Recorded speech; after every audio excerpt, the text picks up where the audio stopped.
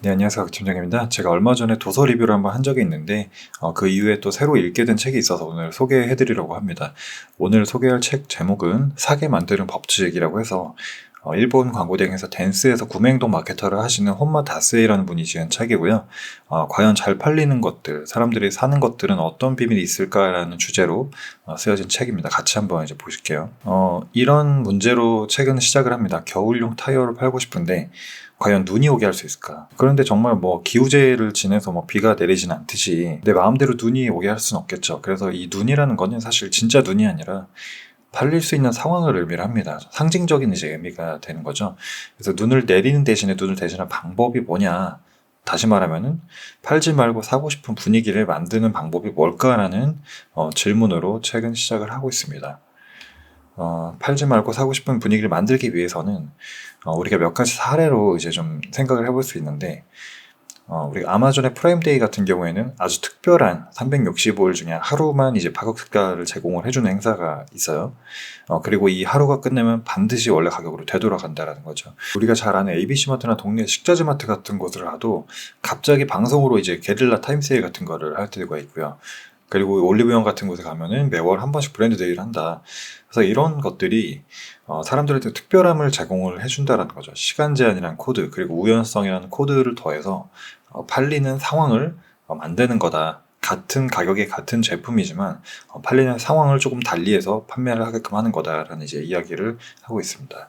그리고 이제 두 번째 방법으로는 정직한 마케팅이 오히려 더 잘 팔리게 한다라는 거예요. 그래서 어떤 상황이냐면 고객이 할인을 해줄 때 이건 왜 싸지? 이거 좀 잘못된 거 아니야? 이렇게 의심을 항상 하게끔 마련인데 싼 이유를 알려준다는 겁니다. 그래서 OK 슈퍼마켓이라는 곳에 가면은 어니스트 카드에 적혀진 그 글이 이 과일은 다르지 않습니다. 왜냐? 지금 그 잘 나오는 시기가 아니기 때문에. 그래서 저희 동네 같은 경우에는 시장에 가면 이제 B급 야채 과일만 판매를 하는 전문점이 따로 있어요. 그래서 완전 이제 박스 떼기로 이렇게 내다 놓고 굉장히 저렴한 가격으로 판매를 하는데, 거기 판매되는 제품이 이제 찍히거나 못생긴 제품을 조금 싸게 덤핑으로 좀 살 수 있는 곳이에요. 그래서 이런 것들 자체가 정보를 투명하게 공개를 해서 팔리는 상황을 만든다. 다음 주제로는 이제 잘 되는 곳에서 그럴 만한 숨은 마케팅이 있다. 그러니까 잘 팔리는 상황을 조성하는 것도 중요하지만은 잘 되는 가게는 그럴 만한 이제 이유가들이 있더라라는 겁니다. 그래서 일본의 어떤 곱창집이 있는데 늘 마감 전 다 팔리는 곱창집 잘 되는 이유가 뭘까? 가면은 이제 팻말이 있어요. 메뉴판이 팻말로 이루어져 있는데 재고가 있는 거는 이렇게 검정색으로 곱창, 막창, 대창 이런 식으로 돼 있고, 재고가 떨어지면 이걸 뒤집으면은 이제 이런 빨간색 간판 팻말이 나오게 됩니다. 그래서 이제 시간이 지날수록 어떻게 보면 매진이 증가가 되기 때문에 점점 이제 빨간색으로 바뀌겠죠, 이런 것들이.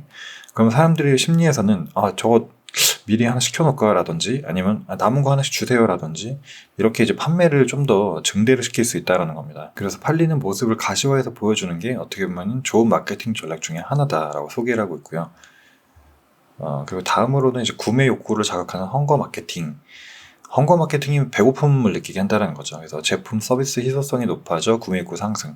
우리가 잘 아는 허니버터칩이나 동물의 숲 같은 경우에 그런 경우가 되어 있고, 그래서 헝거 마케팅은 이제 이런 과정을 거쳐서 진행을 하게 되는데, 처음에는 출시가 됐다는 소식을 알리는 겁니다. 그래서 많은 기대감을 증폭을 시켜놓은 다음에 품절 소식을 전하는 거죠. 애석하지만 죄송하지만 품절이 됐습니다 라고 인위적으로 약간 품절 소식을 다시 한번 크게 알리고 기업이 나와서 사과를 합니다.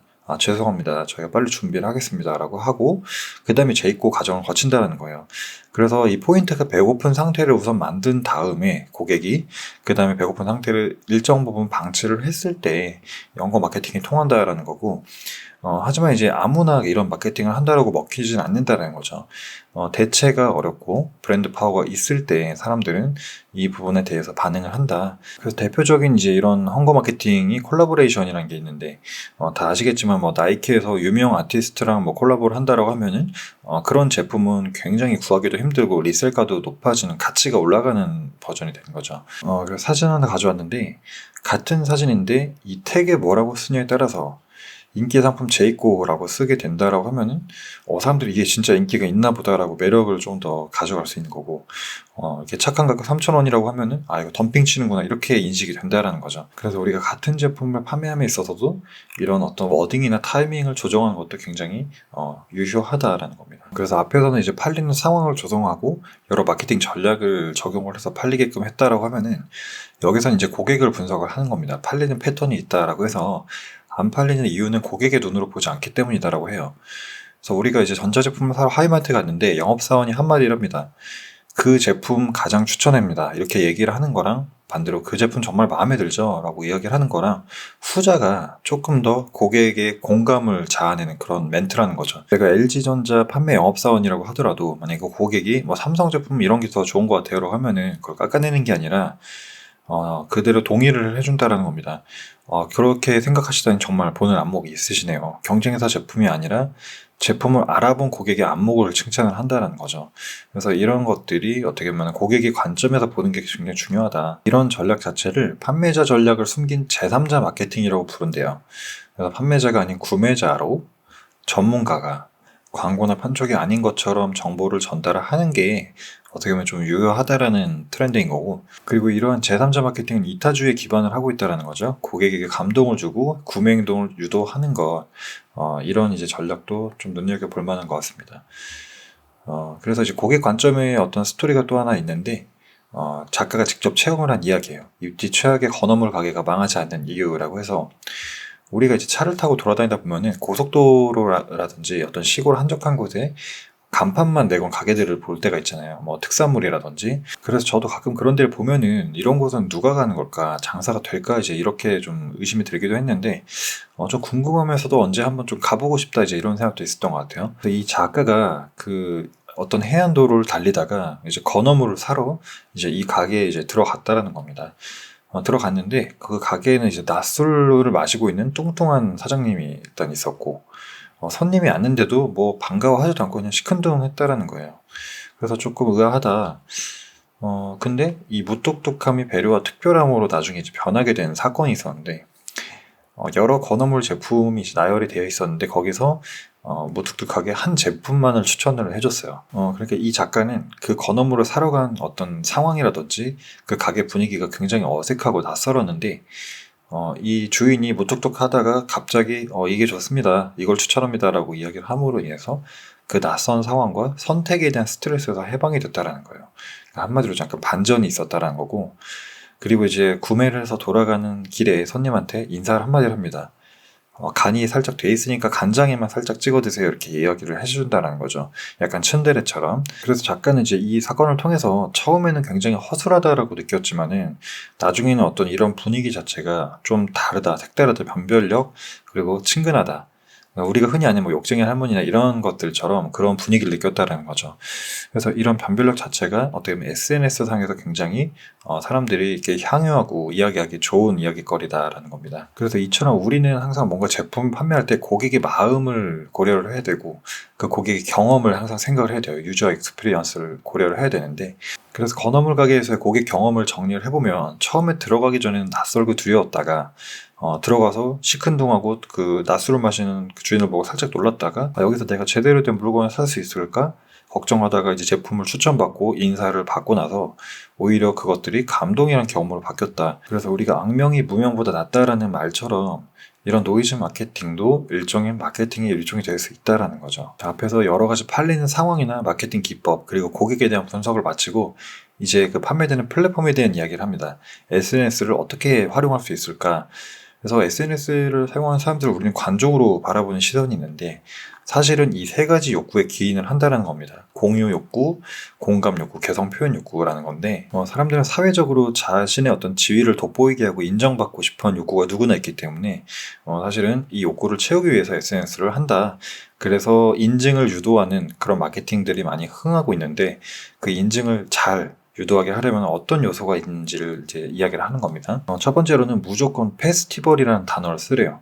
그러니까 어떤 뭐 행사, 이벤트, 뭐 세일 이게 아니라 무조건 페스티벌이라고 갖다 붙이라는 겁니다. 그래서 우리나라가 한때 카페가 많이 도입이 될 때 무조건 다 카페를 갖다 붙였었거든요. 뭐 길거리 가다 보면 족발 카페도 있고 김밥 카페도 있고 떡볶이 카페도 있고, 이게 카페가 무슨 뭔가 좀 있어 보이거든요. 그래서 이것처럼 무조건 페스티벌이라는 단어를 붙여서 약간 사람들의 호기심과 관심을 자극을 해라. 그리고 두 번째로는 이제 음식 같은 경우에는 플레이팅이 무조건 예뻐야 된다.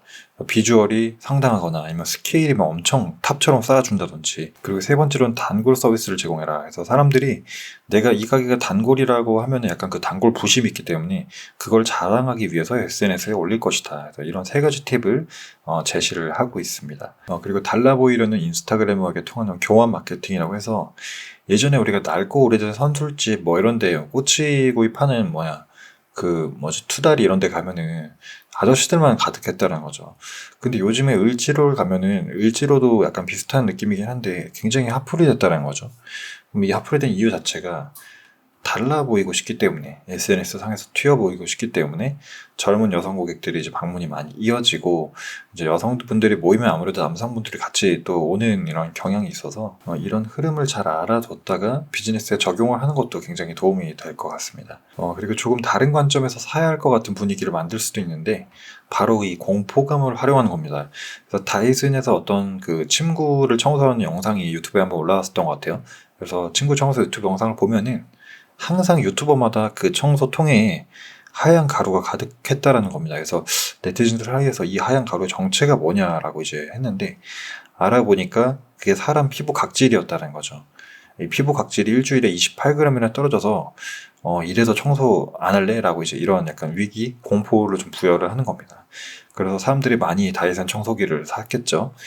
그리고 이제 스마트폰 전용 세정 티슈 같은 경우에도 사실은 스마트폰이 PC방이나 뭐 이런 변기보다 더 세균이 많다. 이런 마케팅을 통해서 좀 판매를 하는 경우도 이 공포를 활용한 코드라고 할 수 있겠습니다. 그럼 공포 마케팅이 왜 통할까요? 공포는 큰 관심을 끌고 그대로 이제 뇌에 기억이 된다는 거예요. 그리고 공포는 착각을 부르는데 이 공포에 대한 정보를 전달해주는 우리를 호의적으로 인식을 하게끔 만든다는 거죠. 그래서 그 제품을 사게끔. 그리고 공포는 마이너스 제로일 거라고 해서 나는 지금 현재 상태가 제로인데 사실은 현재 상태를 마이너스 5로 만들어서 이거를 빨리 나 원상태로 돌아가고 싶다라고 이제 이런 심리를 불러일으킨다라는 거예요. 그래서 공포 마케팅에 대한 부분이었고 그리고 이제 책의 마지막 챕터에서는 다시 한번 이제 고객으로 돌아와서 고객의 마음을 좀 읽어라라는 이야기를 하는 겁니다. 그래서 사게 하려면 사는 마음을 알아야 되는데 고객이 왜 쇼핑을 즐겁지 않을까? 우리가 이제 매장, 마트 같은 데 가면은 받아도 짜증나는 모바일 전용 쿠폰, 그러니까 모바일 앱을 깔아야 되고 가입을 해야 되고 이런 것들이 할인은 받고 싶은데 실제적으로 받기가 굉장히 힘들다라는 거죠. 그럼 내가 안 받고 그냥 사면은 나만 비싸게 사는 것 같은데 라는 이제 불쾌함이 든다라는 거고, 소비자는 누구나 내가 한 쇼핑이 가장 최선이었다라고 믿고 싶은 심리가 있다라는 거예요. 그렇기 때문에 이제 최근에는 유튜브나 블로그나 카페라든지 여러 채널에서 내가 구매하려는 제품의 평판을 알아보고 컨텐츠를 알아보고 구매를 하는데 그런 고객 구매 여정에서 최선의 경험을 제공을 해주라는 겁니다. 그리고 사고 싶다 해서 사지 않으면 안 돼로 바뀌는 메커니즘에서 세 가지 이제 명제를 제시를 하고 있고, 이건 그냥 참고로 보시면 될 것 같고, 그리고 이 뒤에 이제 부록으로 구매 욕구를 높이는 팔리는 패턴 34가지라는 게 있어요. 그래서 앞에서 이제 사례 중심으로 말씀을 드리면서 어떤 마케팅 기법이나 이런 코드에 대해서 한번 소개를 한 것들이 있는데 그런 것들이 이제 마지막에 잘 정리가 되어 있습니다. 그래서 사게 만드는 법칙의 저의 총평은 일단은 책이 제가 봤을 때 한 이틀 반 만에 다 읽었거든요. 굉장히 잘 읽힙니다. 문장이 많이 정제가 돼 있다는 느낌 많이 받았고, 재미있는가? 사례 중심으로 풀다 보니까 아무래도 좀 지루하지가 않고 그냥 쭉쭉 볼 수 있는 그런 책이었던 것 같아요. 그리고 이제 독창적인가라는 부분에 대해서는 사례 중심으로 이제 여러 가지를 풀긴 했지만은 거기에서 이제 귀결되는 어떤 마케팅 기법이나 이런 것들이 아주 또 새로운 그 부분은 아니었기 때문에 사실은 여기서는 이제 보통이다. 한 줄 총평을 하자라고 하면은 이 책은 실제로 이제 소비자라든지 커머스 중심의 마케팅 활동을 하시면서 소비자 구매 행동이나 심리의 분석이 필요하거나 관심이 있는 인하우스 마케터 분들이 보시는 게 가장 많은 도움이 될 것 같다라는 거였고, 마케팅에 대한 관심이 있으신 분들이면 누구나 쉽게 읽을 수 있는 그런 좋은 책이었던 것 같습니다. 네, 그래서 오늘은 사게 만드는 법칙이라는 책을 리뷰를 해봤고요. 관련해서 이제 구독자 이벤트를 진행을 하려고 합니다. 이 책이 좀 보고 싶으시거나 궁금하신 구독자분들께서는 댓글로 이메일 주소를 남겨주시면 제가 추첨을 통해서 총 5분께 이 책을 직접 출판사 통해서 보내드릴 수 있도록 하겠습니다.